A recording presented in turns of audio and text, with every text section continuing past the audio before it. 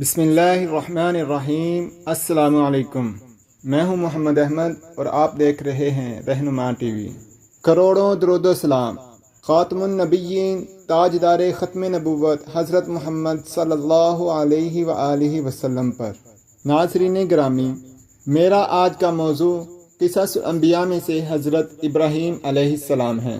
اس video میں بیان کیا جائے گا کہ کس طرح حضرت ابراہیم علیہ السلام نے اپنی قوم کو واضح نصیحت کی، آپ نے بتوں کو کیوں توڑا اور آپ کو آگ میں کیوں ڈالا گیا۔ آگے بڑھنے سے پہلے ہمارے اس چینل کو سبسکرائب کریں، ویڈیو کو لائک کریں اور اپنے دوستوں کے ساتھ شیئر ضرور کریں۔ صالح علیہ السلام کے بعد اللہ تعالیٰ نے گمراہی اور کفر و شرک میں پڑے ہوئے لوگوں کی اصلاح کے لیے حضرت ابراہیم علیہ السلام کو مبعوث فرمایا۔ حضرت ابراہیم علیہ السلام بھی سام بن نوح علیہ السلام کی نسل سے ہیں۔ آپ کے والد کا نام طارق اور لقب آزر تھا۔ قرآن پاک میں آپ کے والد کو آزر کے نام سے پکارا گیا ہے۔ سورہ انعام میں اللہ تعالیٰ نے ارشاد فرمایا، اور جب ابراہیم نے اپنے باپ آزر سے کہا، کیا تم بتوں کو معبود بناتے ہو؟ میں دیکھتا ہوں کہ تم اور تمہاری قوم صریح گمراہی میں ہو۔ حضرت عبداللہ بن عباس رضی اللہ عنہما سمیت اکثر علماء نسب کا کہنا ہے کہ اس کا نام طارق اور لقب آزر تھا۔ آزر اس کے بت کا نام تھا جس کی وہ پوجا کرتا تھا، اسی وجہ سے اس کو بھی آزر کہا جانے لگا۔ حضرت ابراہیم علیہ السلام کے علاوہ بھی طارق کے دو بیٹے تھے جن کے نام نحور اور حاران ہیں، اور حاران کے بیٹے حضرت لوط علیہ السلام تھے۔ اللہ تعالیٰ نے حضرت ابراہیم علیہ السلام کو بچپن ہی سے عقل سلیم اور رشد و ہدایت سے نوازا تھا، اور جب آپ بڑے ہوئے تو رسول بنا کر مبعوث فرما دیا اور خلیل کا منصب عطا فرمایا۔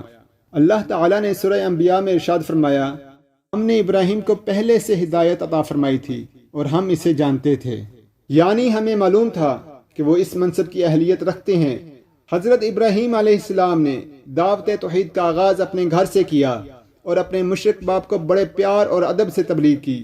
آپ کا والد بتوں کو پوجتا تھا، چنانچہ آپ نے سب سے پہلے اسی کو توحید کی دعوت دی، کیونکہ سب سے زیادہ وہی اس بات کا حق رکھتا تھا کہ پورے خلوص کے ساتھ اس کی خیر خواہی کی جائے، جیسا کہ اللہ تعالیٰ نے سورہ مریم میں ارشاد فرمایا ہے، اور اے نبی، اس کتاب میں ابراہیم کا قصہ بیان کرو، بے شک وہ نہایت سچے پیغمبر تھے۔ جب انہوں نے اپنے باپ سے کہا کہ ابا جان، آپ ایسی چیزوں کو کیوں پوجتے ہیں جو نہ سنیں اور نہ دیکھیں اور نہ آپ کے کچھ کام آ سکیں؟ ابا جان، مجھے ایسا علم ملا ہے جو آپ کو نہیں ملا، لہٰذا میرے ساتھ ہو جائیے، میں آپ کو سیدھی راہ پر چلا دوں گا۔ ابا جان، شیطان کی پرستش نہ کیجیے، بے شک شیطان رحم کرنے والے اللہ کا نافرمان ہے۔ ان آیات میں اللہ تعالیٰ نے آپ کی اپنے والد کے ساتھ گفتگو اور بحث کو بیان کیا ہے کہ آپ نے کس طرح عمدہ ترین الفاظ کے ساتھ حق کی طرف بلایا۔ آپ نے اپنے والد کو بتایا کہ ابا جان، میرے پاس وہ علم آیا ہے جو آپ کے پاس نہیں آیا۔ اللہ تعالیٰ نے مجھے وحی کے ذریعے ہدایت کاملہ عطا کر دی ہے۔ آپ میرے ساتھ ہو جائیے، میں آپ کو سیدھا راستہ دکھاؤں گا جو آپ کو دنیا اور آخرت کی بھلائی تک پہنچا دے گا۔ آپ کی یہ باتیں سن کر والد نے کہا، اے ابراہیم، کیا تو میرے معبودوں سے روح گردانی کر رہا ہے؟ اگر تو باز نہ آیا تو میں تجھے سنسار کر دوں گا، دور ہو جاؤں میری نظروں سے۔ ابراہیم علیہ السلام نے والد کی دھمکیوں کے جواب میں بڑے ادب و احترام سے فرمایا، سلام علیکہ، آپ پر سلامتی ہو، میں آپ کے لیے اپنے رب سے بخشش کی دعا کروں گا، وہ میرے ساتھ بڑا مہربان ہے۔ حضرت ابراہیم علیہ السلام نے اپنے والد کے لیے مغفرت کی دعا ایک وعدے کی وجہ سے کی تھی، لیکن جب انہیں یقین ہو گیا کہ وہ اللہ کی دشمنی ترک کرنے پر آمادہ نہیں ہے تو آپ نے اس سے لا تعلقی کا اظہار کر دیا۔ کسی بھی ایماندار کے لیے جائز نہیں ہے کہ وہ کسی کافر کے لیے دعائے مغفرت کرے۔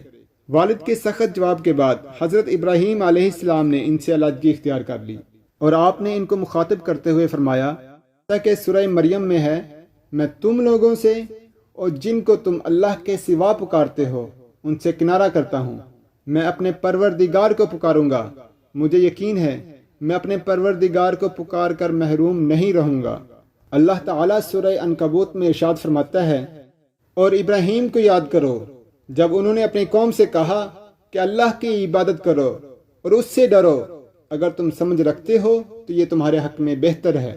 جس وقت آپ نے اپنی قوم کو توحید کی دعوت دی، اس وقت آپ نوجوان تھے، آپ کی عمر زیادہ نہیں تھی، آپ اکثر اس بات پہ غور کرتے کہ آخر یہ لوگ بتوں کی پوجا کیوں کرتے ہیں۔ آپ کا دل ان کی شرک پر بہت کڑتا۔ آخر آپ نے پکا ارادہ کر لیا کہ اس فساد کو جڑ سے ہی کاٹ دیں گے۔ آپ اپنی قوم کو بتوں کو توڑ دینے کی دھمکی دیتے رہے۔ اللہ تعالیٰ نے اس دھمکی کا ذکر سورہ انبیاء میں کیا ہے، اور اللہ کی قسم میں تمہارے بتوں کا علاج کروں گا جب تم پیٹ پھیر کر جا چکے ہوگے۔ یہ بات حضرت ابراہیم علیہ السلام نے پوشیدہ نہیں، اعلانیہ کہی تھی۔ ان کا ایک تہوار آ رہا تھا جس میں وہ شہر سے باہر ایک میلہ منعقد کیا کرتے تھے اور وہاں وہ کچھ دن گزار کے آتے۔ تہوار کے دن صبح سویرے وہ مختلف انواع کے کھانے بنا کر اپنے معبودوں کے سامنے رکھ دیتے۔ اس کے بعد وہ شہر سے باہر اپنی مقرر کردہ جگہ پر جا کر اپنا تہوار مناتے۔ جب واپس پلٹتے تو سب سے پہلے اپنے بت قدوں میں آتے، اپنے بتوں کو سلام کرنے کے بعد اپنے گھروں کی طرف لوٹتے۔ انہوں نے اپنے معمول کے مطابق تیاری کی۔ تہوار میں جانے سے پہلے ابراہیم علیہ السلام کے پاس آئے اور پوچھا، کیا تم ہمارے ساتھ نہیں جاؤ گے؟ آپ نے آسمان کی طرف دیکھا اور بولا، نہیں، میری طبیعت خراب ہے۔ وہ لوگ آپ کو چھوڑ کر چلے گئے۔ آپ نے اس موقع کو غنیمت جانا اور کلہاڑا پکڑ کر ان کے بت قدے میں تشریف لائے۔ وہاں بتوں کے سامنے انواع و اقسام کے کھانے پڑے ہوئے تھے۔ آپ نے ان بتوں کی بے بسی ظاہر کرنے کے لیے فرمایا، تمہارے سامنے اتنا کھانا پڑا ہوا ہے، کھاؤ، کھاتے کیوں نہیں؟ تمہیں کیا ہو گیا ہے کہ بات تک نہیں کرتے؟ پھر پوری قوت کے ساتھ دائیں ہاتھ سے وار کر کے ان کے ٹکڑے ٹکڑے کر دیے، لیکن سب سے بڑے بت کو چھوڑ دیا۔ تمام چھوٹے بتوں کو توڑ کر کلہاڑا بڑے بت کے کندھے پر رکھ دیا۔ مشرکین جب لوٹے تو دیکھا ان کے معبود اوندے منہ ٹوٹے پھوٹے پڑے ہیں۔ وہ حیران رہ گئے کہ ان کے معبودوں کے ساتھ یہ ظلم کس نے کیا ہے۔ کہنے لگے، یہ کام کسی ظالم کا ہے، اس نے ہمارے معبودوں کی توہین کی ہے۔ اس وقت جن لوگوں نے ابراہیم علیہ السلام کا کلام سنا تھا، انہیں ابراہیم علیہ السلام کا خیال آ گیا۔ کہنے لگے، وہ نوجوان جس کا نام ابراہیم ہے، اسے ہم نے اپنے بتوں کو برا بھلا کہتے سنا ہے۔ حضرت ابراہیم علیہ السلام کا مقصد خود بخود پورا ہو رہا تھا۔ قوم مشورہ کر رہی تھی کہ سب کو جمع کرو، اس کو بلاؤ اور پھر اس کو سزا دو۔ چنانچہ تمام مشرکین اہل باطل اکٹھے ہو گئے، آپ کو بلایا گیا اور کاروائی شروع کی گئی۔ کہنے لگے، اے ابراہیم، ہمارے بتوں کے ساتھ یہ لغو حرکت تو نے کی ہے، کیا تم نے ان کو توڑا ہے؟ آپ علیہ السلام نے فرمایا، مجھ سے کیا پوچھتے ہو؟ اس بڑے بت سے پوچھو جس کے کندھے پر کلہاڑا ہے۔ آپس میں لڑ پڑے ہوں گے، اس نے کلہاڑے کے وار کر کے انہیں توڑ دیا ہوگا۔ اپنے معبودوں سے کیوں نہیں پوچھ لیتے کہ ان کا یہ حال کس نے کیا ہے؟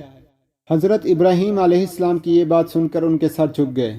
انہوں نے اپنے معافی ضمیر میں جھانکا اور سوچا، ابراہیم کہتا تو بالکل ٹھیک ہے۔ اس قدر واضح بات محسوس کر کے بھی وہ ایمان نہ لائے۔ وہ بتوں کی محبت، آپس کی قرابت داری اور معاشرتی بندشوں کی وجہ سے واپس گمراہی کی طرف پلٹے اور ابراہیم علیہ السلام سے نظریں جھکا کر کہنے لگے، تم جانتے ہو یہ بول نہیں سکتے۔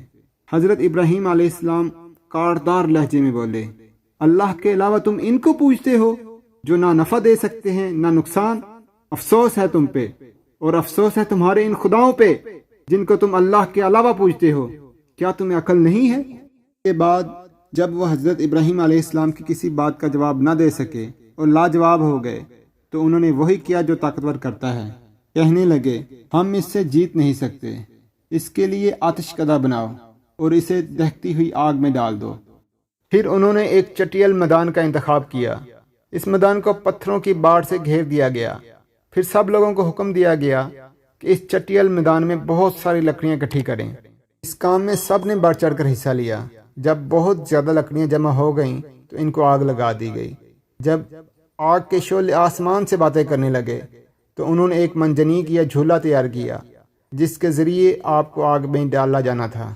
آپ یہ سارا منظر اپنی آنکھوں سے دیکھ رہے تھے اور بے خوف و خطر کھڑے تھے۔ اس موقع پر اقبال کہتا ہے، بے خطر کود پڑا آتش نمرود میں عشق، عقل ہے محو تماشائے لب بام ابھی۔ جب آپ کو آگ میں ڈالا جانے لگا تو آپ نے یہ دعا پڑھی، حسبنا اللہ و نعم الوکیل، اللہ کافی ہے اور وہی بہترین کارساز ہے۔ بعض روایات میں ہے کہ جب حضرت ابراہیم علیہ السلام کو آگ میں ڈالا جانے لگا تو اس وقت حضرت جبرائیل علیہ السلام حاضر ہوئے اور کہا، اے ابراہیم، اگر کوئی حاجت ہے تو میں حاضر ہوں۔ ابراہیم علیہ السلام نے فرمایا اگر تم اپنی مرضی سے آئے ہو تو مجھے تمہاری کوئی ضرورت نہیں۔ ایک دوسری روایت میں ہے کہ بارش کے فرشتے نے حاضر ہو کر کہا تھا اے ابراہیم مجھے حکم دیجئے بارش برسا کر اس آگ کو بجھا دوں، لیکن صحیح بات یہ ہے کہ ایسی تمام روایات ضعیف ہیں۔ یوں بھی اللہ کا حکم ان سے پہلے کام کرنے والا تھا۔ اللہ تعالیٰ نے سورہ انبیاء میں ارشاد فرمایا ہم نے کہا اے آگ ابراہیم پہ ٹھنڈی ہو جا اور سلامتی والی ہو جا، چنانچہ جب ابراہیم علیہ السلام کو آگ میں ڈالا گیا تو وہ ٹھنڈی ہو گئی۔ گویا آگ بھی اللہ کے حکم کے بغیر جلا نہیں سکتی، اس لیے کہ یہ بھی اللہ کی مخلوق ہے اور اس کی قدرت بھی اللہ کے پاس ہے۔ آگ اللہ کے حکم سے ٹھنڈی ہو گئی۔ آگ نے نہ تو آپ کے کپڑے جلائے نہ آپ کے جسم کو کوئی نقصان پہنچایا، صرف وہ رسیاں جلائی جن سے آپ کو باندھا گیا تھا۔ سبحان اللہ۔ لوگ آگ کے گرد اس انتظار میں کھڑے تھے کہ جو ہی آپ کو آگ میں پھینکا جائے گا جل کر راکھ ہو جائیں گے، لیکن وہ یہ دیکھ کر حیران رہ گئے کہ ابراہیم علیہ السلام بڑے ناز سے آگ کے درمیان بیٹھے ہیں۔ بعض روایت میں ہے کہ ابراہیم علیہ السلام فرمایا کرتے تھے کہ مجھے ان دنوں جو راحت اور سکون حاصل تھا وہ آگ سے نکلنے کے بعد حاصل نہیں ہوا۔ لوگ اس معجزے کو دیکھ کر حیرت زدہ تھے۔ پھر ابراہیم علیہ السلام آگ سے نکلے۔ اتنا بڑا معجزہ دیکھنے کے باوجود پورے بابل شہر میں سے حضرت لوط علیہ السلام کے علاوہ کوئی بھی ایمان نہیں لایا۔ یہ دیکھ کر حضرت ابراہیم علیہ السلام ان سے مایوس ہو گئے کہ اتنا بڑا معجزہ دیکھ کر بھی ایمان نہیں لائے۔ اچھا آپ نے وہاں سے ہجرت کا ارادہ فرما لیا۔ حضرت ابراہیم علیہ السلام کی زندگی کے بقیہ واقعات اگلے حصے میں بیان کیے جائیں گے۔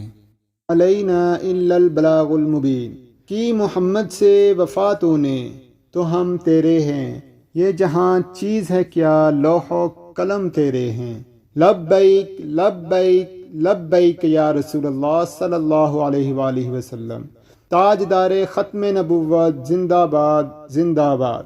اپنا اور اپنے گھر والوں کا خیال رکھیے اور ہمارے اس چینل کو سبسکرائب ضرور کریں۔ شکریہ۔ اللہ حافظ۔